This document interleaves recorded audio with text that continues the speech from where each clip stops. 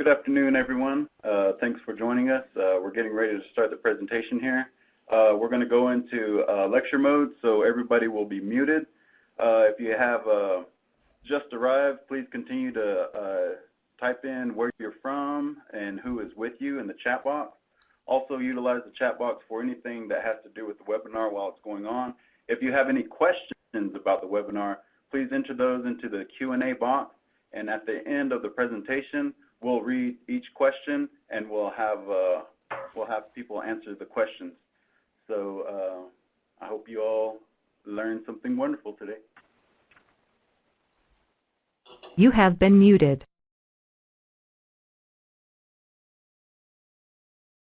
Your microphone has been turned on.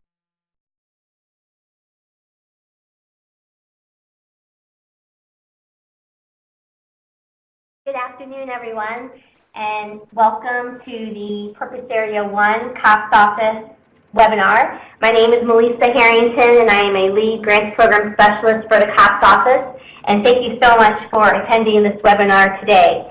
And again, thank you for your interest in CTAS 2017 regarding COPS Purpose Area 1. COPS Purpose Area 1 provides funding for two activities: the hiring of officers and/or equipment and training. You all are welcome to apply for both activities. Please review our fiscal year 2017 allowable and unallowable cost list online as well for an itemized listing of what you can apply for. In fact, all of our application materials are available online on our various sites. What's new in fiscal year 2017 for Purpose Area number 1? The executive summary was replaced by the application overview and is no longer a scored application item. Project abstracts are new and required for fiscal year 2017, and you will see this as a separate document in GMS. Applicants applying for Purpose Area 1 should also budget for one meeting in DC to include estimated costs for travel and accommodations for two staff to attend one meeting in DC for the required CTAS orientation/training. Additionally, we provided some changes to the demographic form.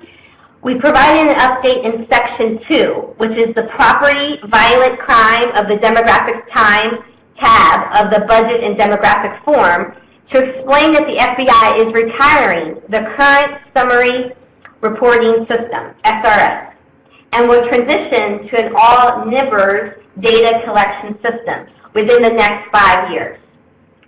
We also asked additional training questions in Section 3, which is the Tribal Law Enforcement Information of the Demographics tab of the Budget and Demographics form. Again, additional training questions for our law enforcement agencies.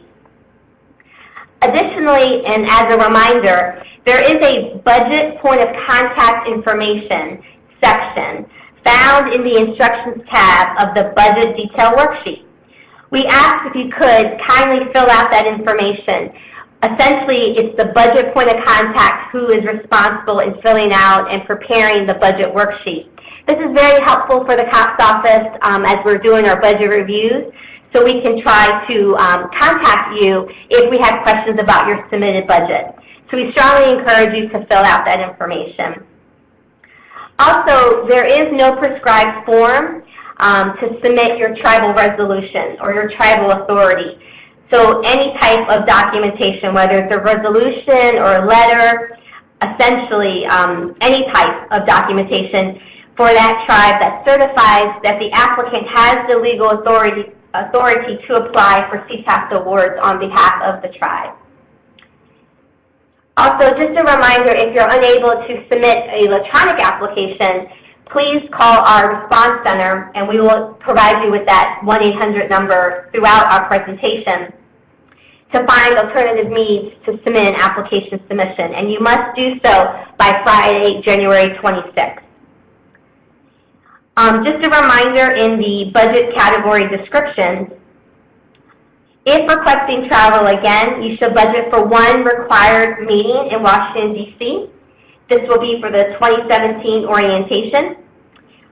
Under equipment, please refer to, again, our allowable and unallowable cost list. Additionally, we note on our list certain controlled equipment as described in the recommendations pursuant to Executive Order 1368, which is also available on our allowable and unallowable cost list. And those items listed on the controlled equipment list may be disallowed or require additional justification and certification.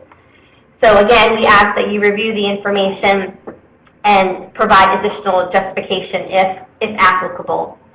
Also, under the consultants and contracts piece of the budget, just a reminder, a separate justification must be provided for sole source requests in excess of $150,000, and consultant fees have increased to $650.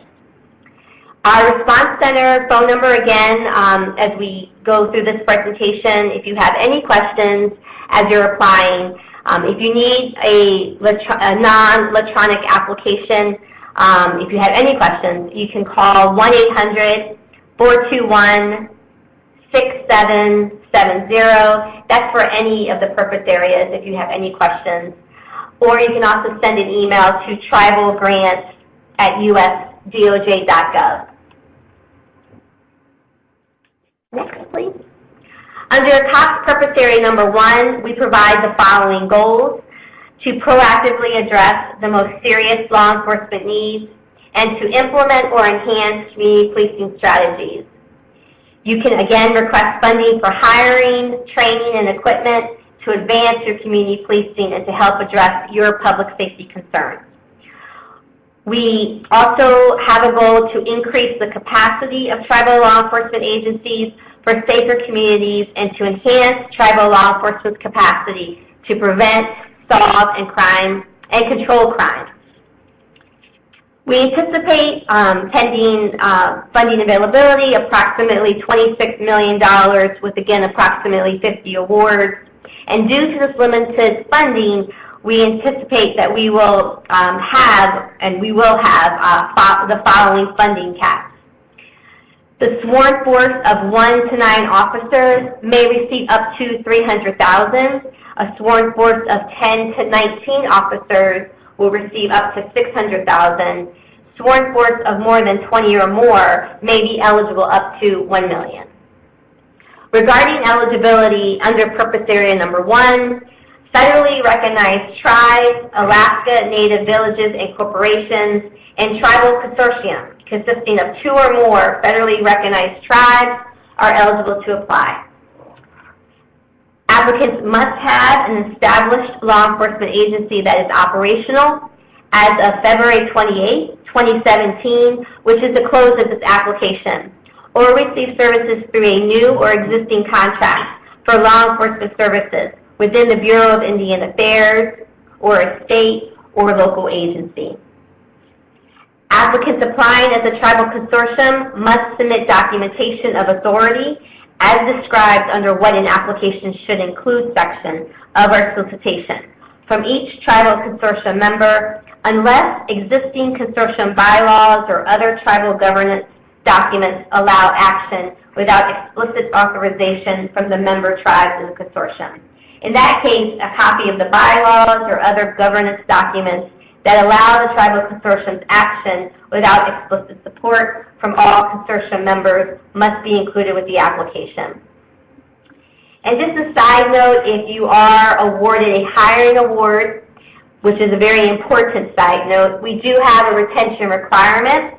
Applicants requesting funding and are awarded for hiring must plan to retain our grant-hired officers for 12 months after the expiration of the grant.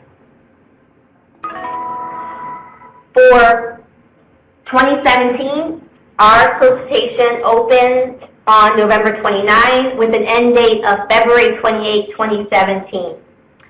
Please note this application deadline, again, is February 28. We have approximately $26 million, where we'll try to award as many as we can, approximately 50 awards. And our COPS awards are for 3 years or 36 months. Again, we have funding caps. The sworn force of 1 to 9 is eligible to receive up to $300,000. A sworn force of 10 to 19, up to $600,000. A sworn force of 20 or more, up to $1 million. Under purpose area number 1, applicants interested in applying for hiring may request funding for salaries and benefits for officers. Background investigations may also be requested for newly hired officers. Additionally, tribes may request funding for civilian salaries and benefits for a mess coordinator. Please note that the mess coordinator is the only allowable civilian position that we will fund for COPS Purpose Area 1. All other requested salaries and benefits for civilian personnel are not allowed. In addition, tribes may request items to fund a meth-related project, and again, please refer to our 2017 allowable and unallowable cost list that provides an itemized breakdown. Applicants, in addition to hiring, can also apply for equipment and training. This slide right here gives you just a short breakdown of what we would fund. Again, please refer to our 2017 allowable and unallowable cost list. This is not an exhaustive list, and items not listed on our list will be reviewed on a case-by-case basis. We do reserve the right to deny funding for items that may not be included on our list, and we expect that you request items that show a direct link between the requested item and the applicant's project. Under the equipment categories, for equipment, we have funded and we are allowing law enforcement equipment such as uniforms, law enforcement equipment, bulletproof vests, basic issue equipment, vehicles such as cars, SUVs, ATVs, and boats. Under technology, we have funded and you are eligible to apply for items such as computers, hardware, software, mobile data terminals, radio upgrades, dispatch, and communication systems. Under training, you can apply for law enforcement training, such as basic, comprehensive, or specialized police training at State Academy or the Indian Police Academy in Artesia, New Mexico, as well as community policing, computer, crime reporting, such as for NIPPers, to include as well anti-meth training. Under travel, you can ask for airfare, lodging, and mileage reimbursement for meetings or training costs related to Purpose Area 1 activities, including costs associated with the DOJ-required training and anti-meth training. And again, under the anti-meth activities, you can request a civilian meth coordinator position and public awareness campaigns related to your anti-meth activity. A couple of additional points regarding the budget worksheet. We do recommend that you use the budget template. If applying for indirect costs, clearly state what the indirect cost is being applied to and submit supporting documentation. A signed current indirect cost rate agreement must be included at time of application, or it must be noted in your budget narrative that you never received the indirect cost rate. If the rate is expired at the time of application, then you should be able to demonstrate that negotiations with the Interior Business Center for a current rate are in progress. Also, please break out the fringe benefits. This is just a special note to avoid duplicating sworn officer salary and fringe benefits. For agencies that do not include fringe benefits, such as vacation, holiday, or shift differential as part of the base salary cost, and typically calculate these separately, the allowable fringe benefits may be included in Section B of the Budget Detail Worksheet. Any fringe benefits that are already included as part of the agency's base salary within Section A of the Budget Detail Worksheet should not be listed as a duplicative requested line item within Section B. For 2017, I'm going to pass it on to my colleague, Bill Faith, who will continue on with our presentation. Thank you, Melissa. This is Bill Faith, and I'm staff accountant at the COPS office. I've been with the program now 19 years, so 17 or 18 or 19 kids, I can't remember, but since the inception of the TRGP program. So I'll be talking about the budget detail worksheet categories today. Before I kick off that, I want to let you know there are 9 categories in the budget detail worksheet. The COPS office will only be working on 8 of those, as we do not allow construction. That is the 9th, and it's not shown on our budget detail worksheet graph there.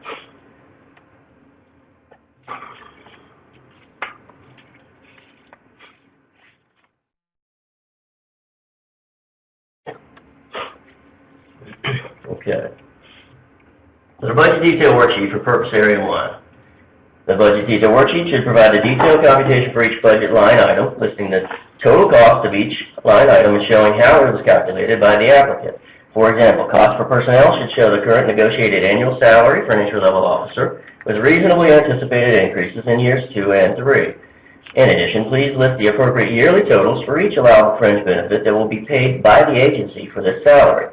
The budget detail worksheet should present a complete itemization of all proposed costs. There should be a clear link between the activities proposed and the items included in the budget.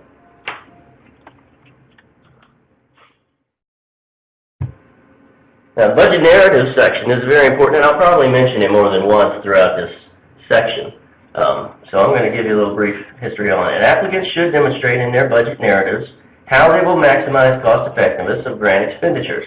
The budget narrative should thoroughly and clearly describe every expense listed in the budget detail worksheet for each category. DOJ expects proposed budget to be complete, cost-effective, and allowable. The narrative should correspond with the information and figures provided in the budget detail worksheet. The narrative should also explain how all costs were estimated and how they are relevant to the completion of the proposed project.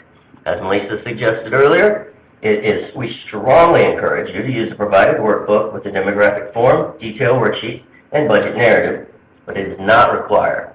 When you use the Excel spreadsheet that we provide, it makes transferring your data to our system much easier, and so we really strongly encourage you to use the form that we give you.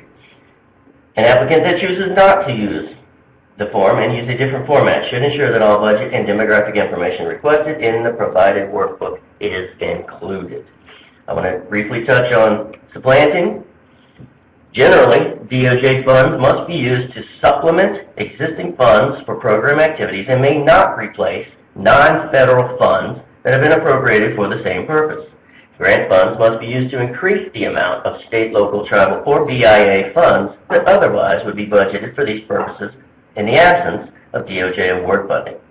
For additional guidance regarding supplanting, please refer to the resources that we have on file at the justice.gov tribal.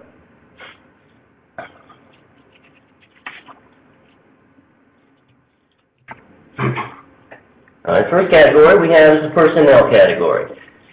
Select either sworn officer or civilian position, which would be the MEF coordinator. Show the annual salary rate and a percentage of time to be devoted to the project. Compensation paid for the employees engaged in grant activities must be consistent with that paid for similar work within the applicant organization. In the budget narrative, include a description of the responsibilities and duties of each position in relation to fulfilling the project goals and objectives. All requested information must be included in the budget detail worksheet and budget narrative.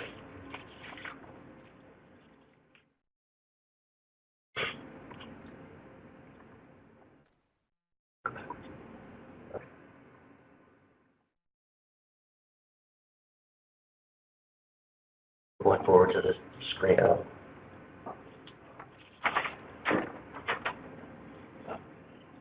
Personnel graph.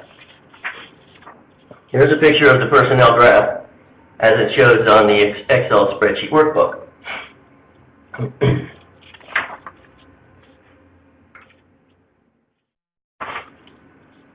If you have met the eligibility requirements as described by Malik on an earlier slide, then you can apply for either of the following positions. Sworn officer. A career law enforcement officer is authorized by law or by a state, local, or tribal agency to engage in or oversee the prevention, detection, or investigation of violations of criminal laws. The civilian position, a methamphetamine coordinator. Both positions may be requested specifically to address methamphetamine issues within the tribe. This is the only civilian position available through this award. You must use approved entry-level salaries and applicable fringe benefits for newly hired or rehired full-time sworn career law enforcement officers, including village public safety officers. Also, background investigations for newly hired officer positions are available. That will be posted in the other category as we get to that later on. You must approve all newly hired additional rehired officers or an equal number of redeployed veteran officers funded under Purpose Area 1 must engage in community policing activities. The Purpose Area Number 1 budget worksheet will assist your law enforcement agency in reporting your agency's current entry-level salary and benefits and identifying the total salary and benefits request per officer position for the length of the grant term. In Purpose Area 1, that term is 3 years. List the current entry-level base salary and fringe benefits rounded to the nearest whole dollar for one full-time sworn officer position within your agency. Do not include employee contributions. Special note regarding sworn officer fringe benefits. For agencies that do not include fringe benefits as part of the base salary cost and typically calculate these separately, the allowable expenditures may be included under Section B, fringe benefits. Any fringe benefits that are already included as part of the agency's base salary, Section A in personnel, should not also be included in the separate fringe listing, Section B. For more information about the unallowable and allowable costs, please refer to the guide that we have provided, the resources that we have provided to you on the website. Retention. Applicants requesting funding for hiring must plan to retain grant-hired officers for 12 months after the expiration of the grant. This requirement does not apply to the methamphetamine coordinator. Fringe benefits should be based on actual known costs or an approved negotiated rate by a federal agency. If not based on an approved negotiated rate, list the composition of the fringe benefit package by individual line items. Fringe benefits are for the personnel listed in the budget category A and should be reflective of the benefits that all other employees of the agency receive. All requested information must be included in the budget detail worksheet and budget narrative.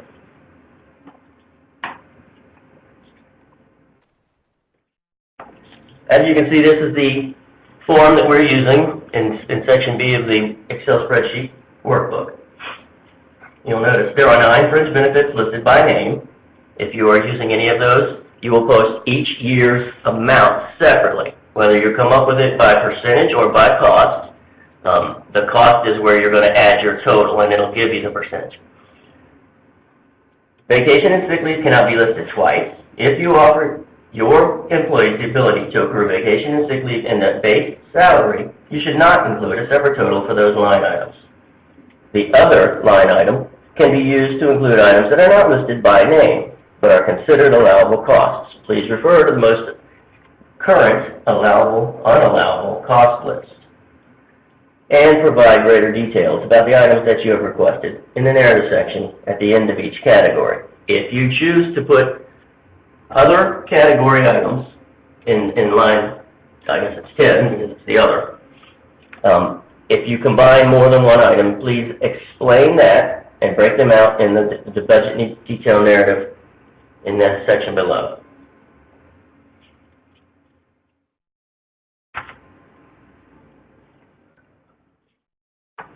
Section C, travel, training.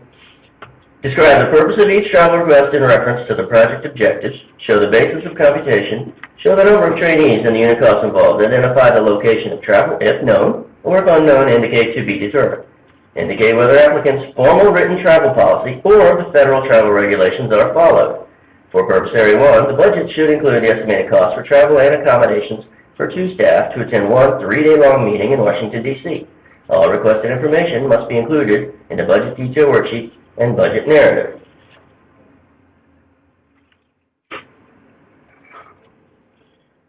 As you can see, this is the form that we're going to use for the travel. It's got 4 categories. If you have a registration, you're going to have a box to put there. All modes of transportation, all forms of lodging, and your per diem for the trip. We'll fill that out to indicate the cost line will be per person. The staff, number of staff will be how many people are going in. The 2 will combine to make one total cost at the end.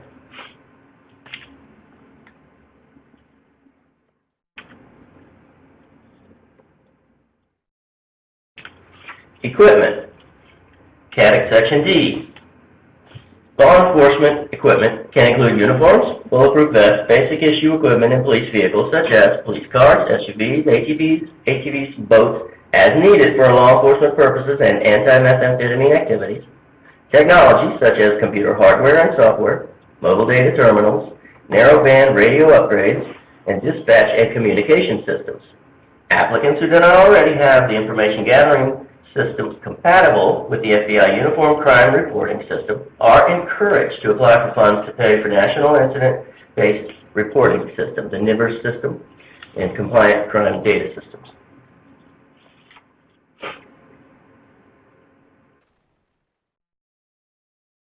Here's the Section D equipment on the Excel spreadsheet. You simply enter the line item, choose the number of quantity that you want, and the cost per item. It will do the calculations for you and give you the total at the end. And if you need more, you simply add equipment, push the add button. Click on the appropriate button, add equipment, or delete a request. Enter the equipment cost accordingly for each item selected. Indicate whether your organization will use their own capitalization policy for classification of equipment. The federal threshold for non-expendable items is defined as having a useful life of more than 1 year with a fair market value of $5,000 or more. Refer to the allowable or unallowable cost list for guidance on what can be requested. Provide greater details about the items that you have requested in the narrative section at the end of the category. Contact the COPS office to discuss disposition of equipment.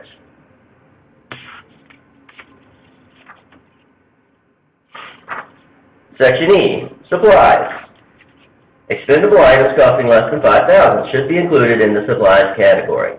List items by type. Clothing, uniform accessories, binoculars, books, handheld tape recorders are just some examples, and show the basis for computation. Generally, supplies include any materials that are expendable or consumed during the course of the project. All requested information must be included in the budget detail worksheet and budget narrative. Include equipment items costing less than $5,000 with a useful life of less than 1 year. Refer to the allowable cost list for guidance on what can be requested, and provide greater details about the items you choose in the narrative section. As I said before, Section F is construction, and it is not applicable to COPS grants. Section G covers both subawards, subgrants, and procurement contracts. For procurement contracts, provide a description of the product or service to be procured by contract and an estimate of the cost. Indicate whether the applicant's formal written procurement policy or the federal acquisition regulation is followed. Applicants are encouraged to promote free and open competition in awarding procurement contracts. A separate justification must be provided for sole source procurements in excess of the simplified acquisition threshold currently set at $150,000.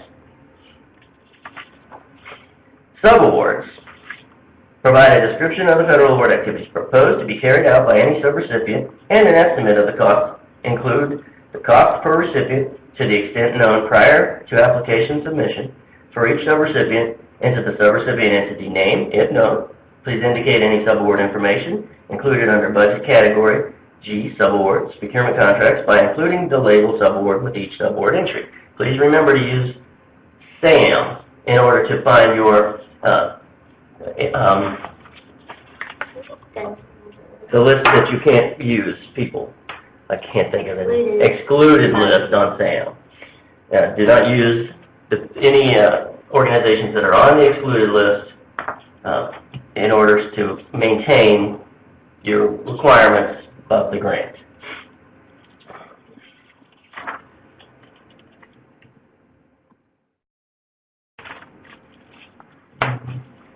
Okay. Go back. This is the example that we're showing for the Excel spreadsheet workbook where you will enter your contracts and your subawards. Currently, this is one single entry. There is rumors that it will be a separate section in the future, so keep an eye on that. We might separate out contracts and subawards in the future.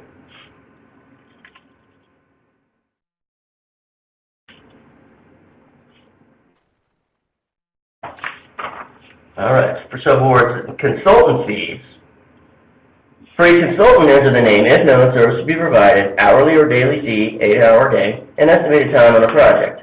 Consultant fees in excess of the DOJ grant-making component's maximum rate of an 8-hour day, currently $650 for all 3 components, require additional classification and prior approval from the respective DOJ grant-making component.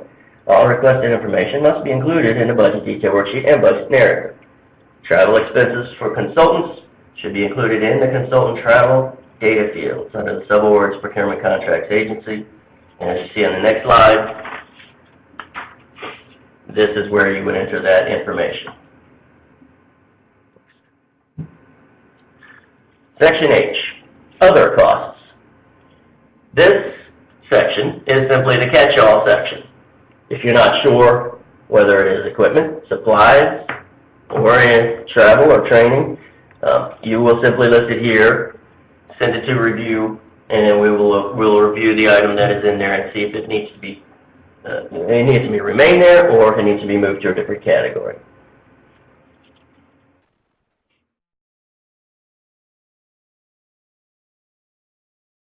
Here's the Excel spreadsheet section, and it's simply click the button to add an item, enter the amount, and it calculates out the total for you.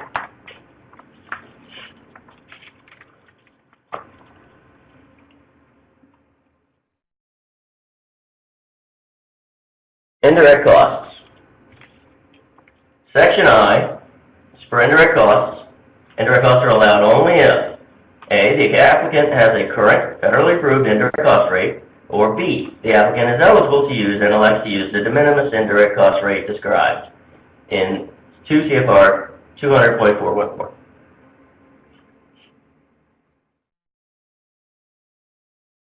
For indirect costs, an applicant with a current federally approved indirect cost rate must attach a copy of the rate approval, a fully executed negotiated agreement.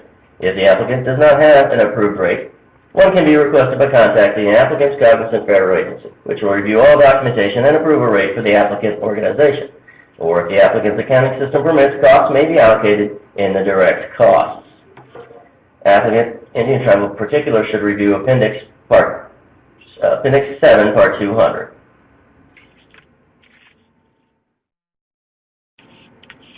To continue indirect costs, in order to use the de minimis indirect rate, an applicant would need to attach written documentation to the application that advises DOJ of both the applicant's eligibility and its election.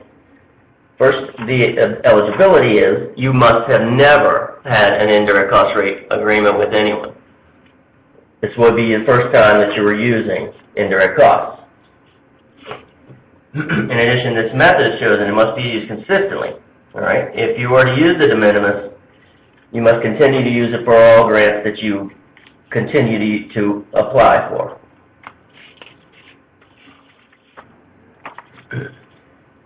This is the section I in the Excel spreadsheet workbook.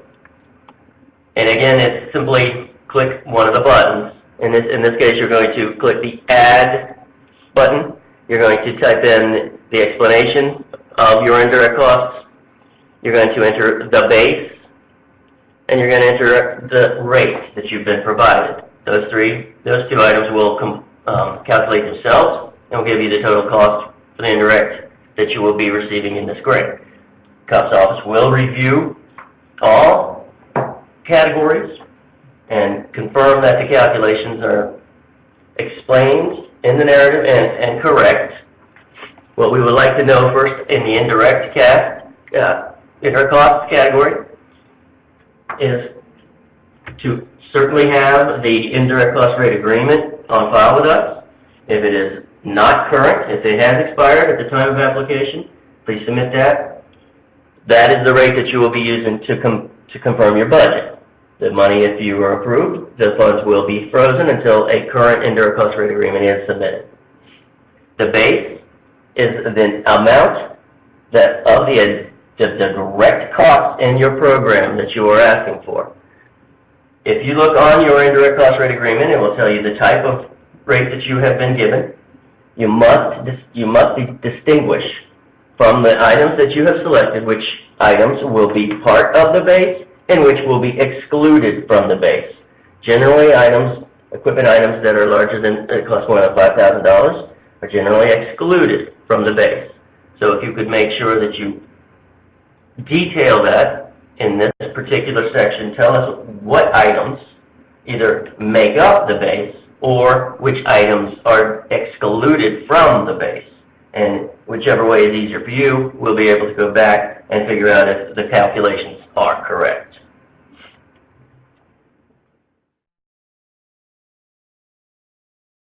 What happens if our tribe does not include a current federal approved indirect cost rate at the time of application? Indirect costs are generally allowed only if the applicant has a current federally approved indirect cost rate. Attach a copy of the federally approved indirect cost rate agreement to the application. Specifically, a copy of your current most signed federally negotiated agreement must be included with your application. If the rate agreement is expired at the time of application, then you should be able to demonstrate that negotiations with the Interior Business Center for a current rate are in progress. An award recipient without an approved federal indirect cost rate will be unable to recover funds budgeted for indirect costs until a rate is approved. The recipient will need to provide the awarding office with an updated agreement in order to begin recovering funds for indirect costs. At this point, I'll turn it back over to my colleague, Melissa. Thank you, Bill. Again, the Response Center, we have a dedicated staff willing and able to answer any of your questions for any of the purpose areas. The Response Center can be reached at 1-800-421-6770. Again, you're also welcome to send an email regarding any of your questions about the purpose areas to tribalgrants@usdoj.gov.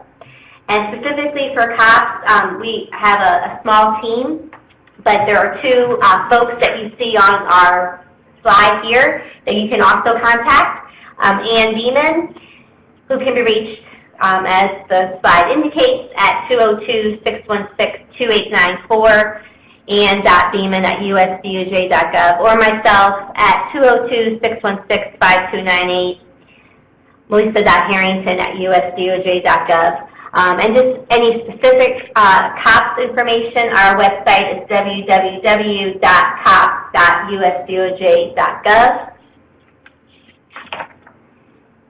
And again, just a friendly reminder that for all of the purpose areas, the CTAS 2017 application period closes 9 p.m. Eastern on February 28, 2017.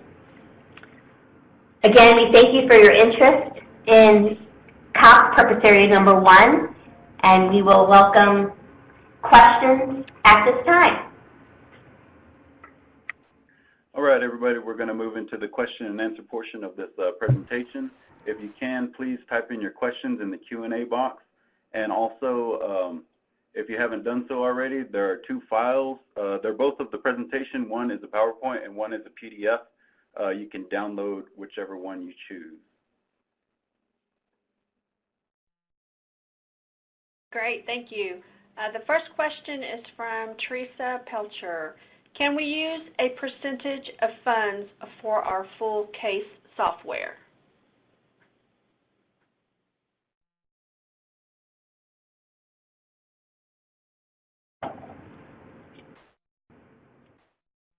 Here's yes. That's an eligible requested item. Next question comes from Tally. Where is the budget and demographic form? I did not find it on the DOJ CTAS website. Sure. So I think everything is together in GMS. Correct. So let me just grab some general information about that. How to apply, essentially, the first step is to register with GMS early, no later than February 7th. Instructions to register is at www.ojp.usdoj.gov. So essentially, all our CTAS information can be found on www.usdoj.gov/tribal. So if you click on that link and follow it through, I'm sure you'll be directed to the steps to submit your application. But everything is submitted electronically in a GMS system. Great, thank you. Next question comes from Joe Jordan. Is the new abstract a scored item? No, it's not. What is scored is the tribal community and justice profile at 30%, the purpose area narrative at 50%, the budget detail worksheet and narrative, including the demographics form, is 15%, and the project program timeline at 5%. The abstract is not. Awesome. Next question comes from Teresa Peterson. Do you still use entry-level salary rates for sworn officers that are being rehired?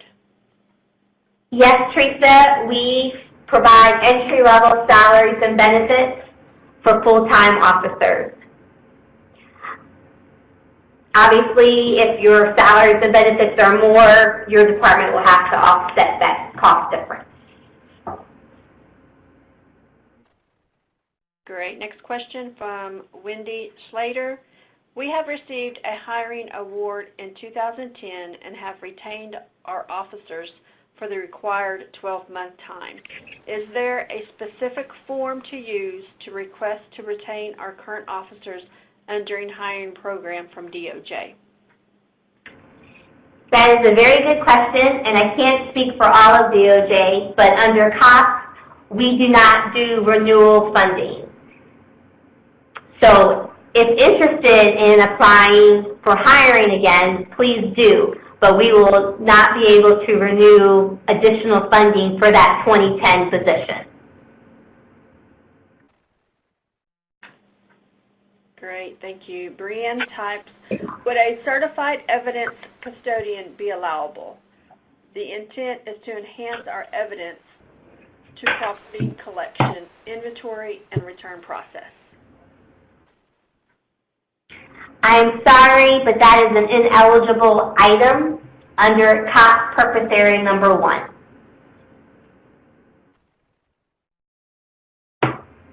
Bruce Dudley asks, is overtime request allowable for officers? I'm sorry, Ruth, but overtime is not allowed under COPS Purpose Area Number 1. Another question from Brienne. Would the expansion of a cold storage unit be allowable to enhance the tribe's evidence to property storage until return to owner or proper disposal? That's a very good question. If the department is interested in doing that, you're more than welcome to submit a request for it. We do not have that particular item on our allowable or unallowable cost list, but that doesn't necessarily mean that we won't allow it or allow it. So I guess if that is something that the department is interested in applying for, we don't have anything that says you can't. So if that answers that question. Okay, this question comes from Paige Hodges. Does DOJ have a recommended anti-meth training for proposed COPS meth coordinators? No, we do not have a recommended training recommendation. Next question from Ray. It is a little confusing when you list uniforms and vests as example for equipment, but then state that the federal threshold for non-expendable items is defined as having a useful life of more than 1 year with a fair market value of $5,000 or more. Okay, so the federal threshold is $5,000. If your personal threshold is any different, if it's less and the vest costs $2,000 and that's your threshold, then obviously it can be used in the equipment category. It's up to you to decide which category to put it in based on the threshold that you actually use.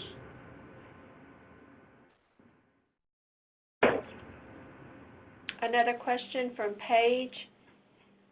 And would applicants interested in solely funding a meth coordinator apply under the 1 through 9 sworn officers $300,000 funding cap?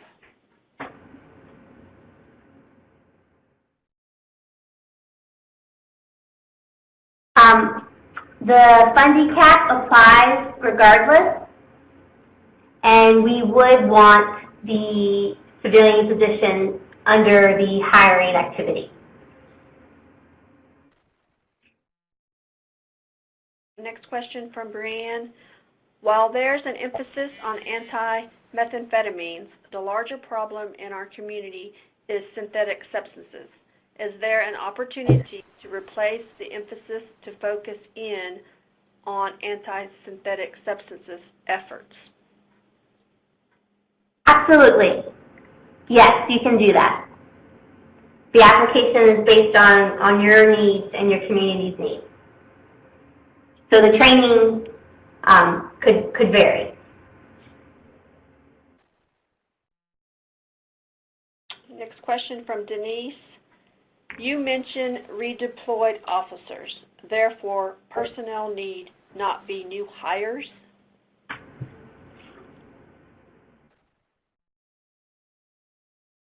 Correct.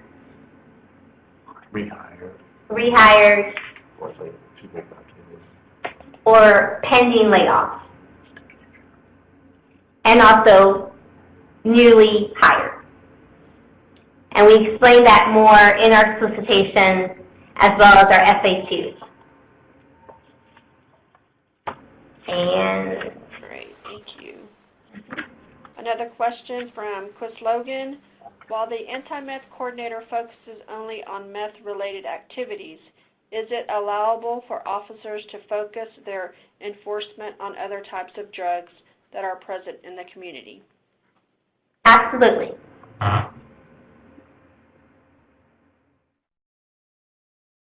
And let me just back up to one of the earlier questions and just recap. Salaries and benefits for newly hired or rehired, including village public safety officers, are eligible. Okay, another question from Rochelle Bradley. We are currently pending in status for the COPS hiring program due to limited funding. Can we request an SRO for this purpose area in the event we are not funded through the hiring program? That's a very good question. The COPS hiring program 2017 is not available yet or open. So timing-wise, but yes, a department is more than welcome to apply for any of our programs that we offer through the COPS office. However, if you are applying, let's say this month for a position now, if applying for the COPS hiring program, that would be an entirely separate person, entirely new body, if that makes sense. Two different people, two different positions, two different grants. Okay, and can you please define what is an SRO? A school resource officer, which under the COPS hiring program has an activity for one to apply for, which I believe is essentially having a school resource officer or a police officer in the school.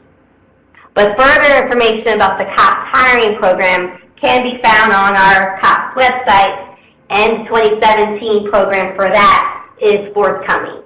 The only open one is CTAS. Okay, and we're going back to the question Ray asked earlier about uniforms and vests. Since uniforms and vests have a FMV less than 5K, why are they not listed as supplies? Okay, Ray, it appears that you are following the federal threshold guidelines at 5,000. So in your case, you would send them to the supplies category.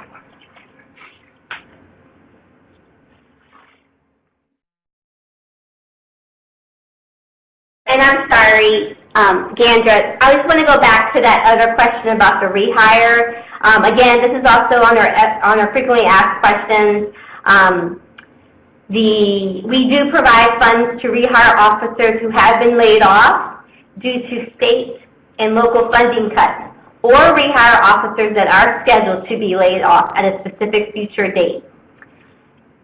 Grantees must continue to fund the officers with their own funds from the grant award start date until the date of the scheduled layoff. Grantees must keep records related to the layoff and rehires in their grant files for future monitoring and audit purposes. Okay, thank you. Hopefully this will clarify. Wendy Slater, she was asking about, but we would be able to request to rehire our current officers and bring them in at entry-level salaries. Okay, great. Yes. And then Richard Donald asked, if you were going to lay them, if you were going to lay them off, Wendy, and then within our FAQs as well, we provide further instructions on what you would need to submit regarding that confirmation that you were scheduling to lay them off.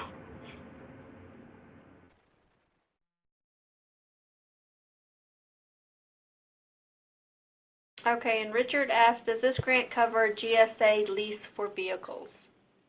No, Richard, it does not.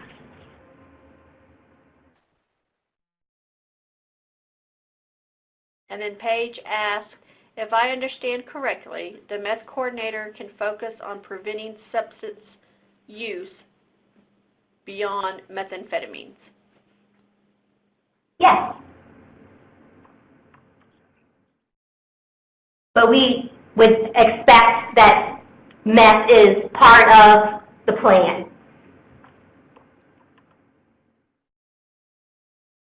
Ms. Logan asked, can we budget for doses of naloxone spray for officers to carry as a life-saving tool? Yes, you can.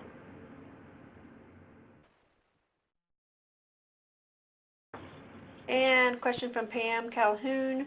We are applying to fund one officer. 2 people are required to attend the training in Washington, D.C. What is the content of the training, and who would you recommend go other than the officer? Sure. So if awarded, you will be able to attend an orientation. So essentially, it should be points of contact who will be administering or implementing your grant award. So those folks should be attending an orientation where you will learn the steps on how to implement a CTAS award. And we ask that you budget it for DC because I believe DC is the highest cost. So there's no guarantee that it will actually be in DC. But we would like you to budget it so then we can give you money to go.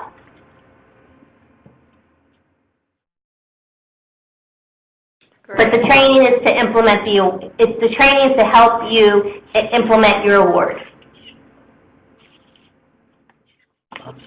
Okay, and another question from Brianne. If cultural activities such as youth cultural camps, sobriety gatherings for the community are a part of our tribe's prevention strategies, would we be able to utilize funding to sponsor an activity of this kind?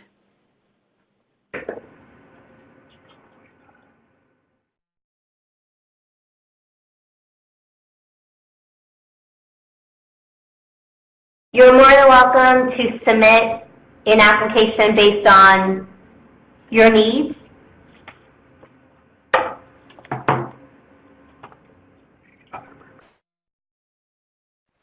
Again, perhaps see if there are other purpose areas. Specifically, I believe purpose area 9 could perhaps cater to this particular need that you might have or activity that you might have.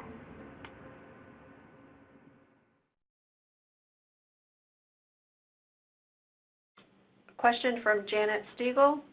Is the orientation in DC mandatory, even if the administrator has attended multiple times before from previous COPS awards? Sure. For 2017, for COPS purpose area number 1, it is required orientation. And again, we don't force or mandate who goes, but it should be folks who will be helping to administer the COPS award.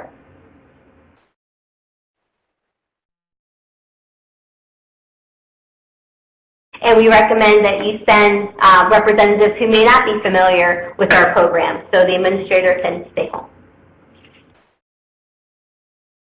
Okay, a question from Robert Hawkins. What if all the mandatory trainings are full and you are unable to get into one? This is Julius Dupree. I'm actually with I work with the training and technical assistance team for CTAS, and it sounds like you may be referring to the financial management, mandatory financial management training. It's my understanding that in addition to going to the in-person regional training, that also the online financial training is actually sufficient to meet the requirements for that particular, special condition.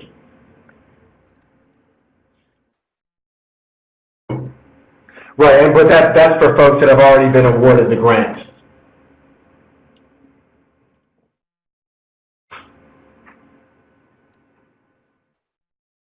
Okay, we have a couple more minutes to take maybe 1 or 2 more questions.